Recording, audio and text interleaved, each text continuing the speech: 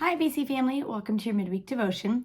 So, this week I wanted to talk about when Jesus steps in. So, it's December, it's a time of reflection for me, and I reflect on what were my goals in January, what didn't happen, am I where I thought I would be, am I not where I thought I would be.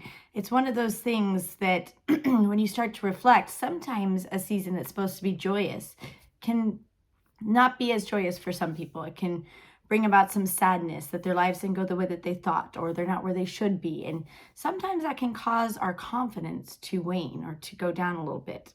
And this reminded me about how the disciples must have felt when Jesus was led to the cross, right? So they all expected for Jesus to become king, to continue on this great path with him. And then in a moment, everything changed. In a moment, they're walking into a garden, and suddenly Judas led soldiers to arrest Jesus, a friend, so they thought. So suddenly a friend betrays them. Jesus is being arrested. And then as it continues, Peter, who's the guy, right? He's Jesus' right-hand man, is now publicly betraying Jesus multiple times. Soldiers are searching houses with swords drawn. Disciples are confused. They're lost. And I'm sure in that moment, confidence was lost, right? The dreams, visions, plans that they had, what they thought Jesus was going to do, isn't panning out. Their plans for the year are not going the correct way, right? And I'm sure in that moment of doubting and questioning if they heard Jesus correctly, they thought that they were going to be building a kingdom, and instead now they're planning his funeral. That's going to cause for a lot of reflection and the confidence to take a hit. And then one day, 3 women come to a tomb and they see angels sharing that Jesus has risen, and they run back and tell the disciples, and everybody comes to see for themselves. And what happens next is important. They didn't suddenly start rejoicing, oh my goodness, yay, his promises are coming to pass, right? They didn't suddenly conquer fear, move forward. They actually went right back to where they were, hiding behind locked doors, right? Because they're still uncertain. It's that uncertainty. This could be a trick. It could be someone else betraying them. They just took some blows, right? So now they're just like, I don't know what to trust anymore. It's that moment where you want to believe, you want to have faith, but doubt's creeping in, right? You don't want everything to come crashing down again. Get your hopes up and then come back down. But here's my favorite part of this whole story, when you're seeing it played out like this, is that right after that, then Jesus stepped into their uncertainty. So I love viewing it like that, viewing it from where we are in the present compared to what they were experiencing, right?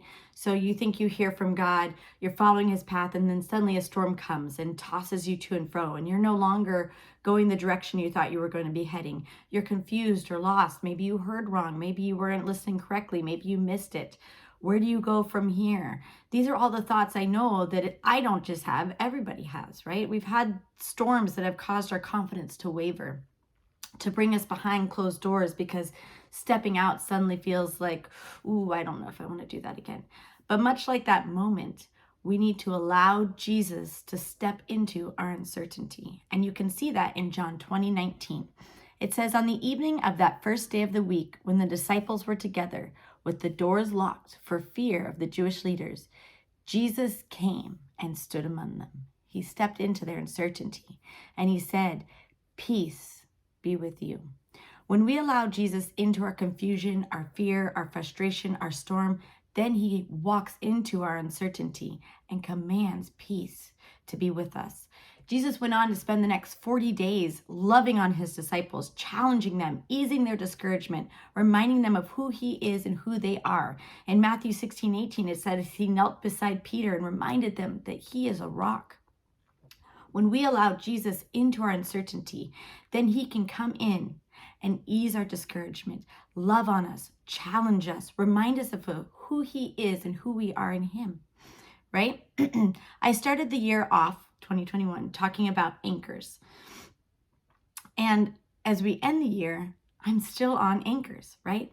After those 40 days that Jesus spent with them, Jesus then dropped another unexpected moment on them. He left and ascended to heaven, right? But not before he left them with a promise. And that is seen in Luke 24:49. And now I will send the Holy Spirit, just as my Father promised.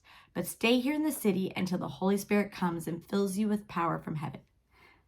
So things may not have gone the way they expected again. The storm may be brewing, but the promises he made to them is their anchor. That was their anchor. They had something to anchor onto, right? They may be feeling the fear and the uncertainty, the confusion that they had when he went to the cross, but this time they are anchoring in to the promise that he left. Proverbs 16:3 says, commit your works to the Lord. And so when you anchor to the Lord, when you allow Jesus into your uncertainty, then your plans will be successful. They will succeed. Another version says he will cause your thoughts to become agreeable to his thoughts, all by inviting him in, by rolling the worries onto him, and then anchoring into the promises from him. Psalms 37:4 says, delight yourself in the Lord, and he will give you the desires, the secret petitions of your heart. Delight in the Hebrew means soft and pliable in this verse. So be soft and pliable in the Lord. That's committing or rolling your works onto him. Let him mold you, shape you, and direct you, and he will give you the desires of your heart. This week, I want to encourage you. If you are reflecting on your year, if you're not where you thought you would be, where you want to be, if things this year went drastically different than what you imagined or felt God was telling you, if your confidence has been shaken and you're confused or living more in confusion than in clarity, then take a moment to invite Jesus into this uncertainty, into your uncertainty. Roll your works on him, your worry, your fears, your concerns, your plans. Commit them completely to him. And then Jesus will walk in and command peace. And he will let peace fill your heart and fill your life. Then you can allow him to love on you, to challenge you, to remind you that he still is God and he still has a plan and a purpose for you. Then you go get out your scriptures, the promises God has for you, and anchor to those promises. I recently learned from Jerry Saville, who was talking about the upcoming year 2022. He was making mention of what the numbers 20 and 22 mean and symbolize in Hebrew. And I wanted to end it with this. The number 20 in Hebrew means an open hand, giving freely, which symbolizes or means provision. It all is within the number 20. And the number 22 in the Hebrew language symbolizes disorder and chaos. He then went on to say that God told him, in the midst of chaos and disorder, I will open my hand and freely give to those who refuse to be shaken by it. And I just love that image of God with open hands, because he never has closed fists. He is never keeping anything from us. He has open hands. He has provision. He's giving freely. So as we embark on the end of 2021 and begin into the year of 2022, God is standing there with open hands, ready to freely give, to provide provision, to be there in the midst of the chaos and disorder that may still be surrounding us in this world. So when we reach out to him, when we commit our ways to him, when we delight in him, and then anchor to the promises he has and strengthen our expectations of what is to come, then we can have the provision in the midst of the chaos and disorder. So this week, invite Jesus into your uncertainty, anchor into his promises, hold fast that despite the chaos and disorder, God is there with open hands, ready to help you succeed, ready to take you farther than you've come before. Have an amazing week. Bye.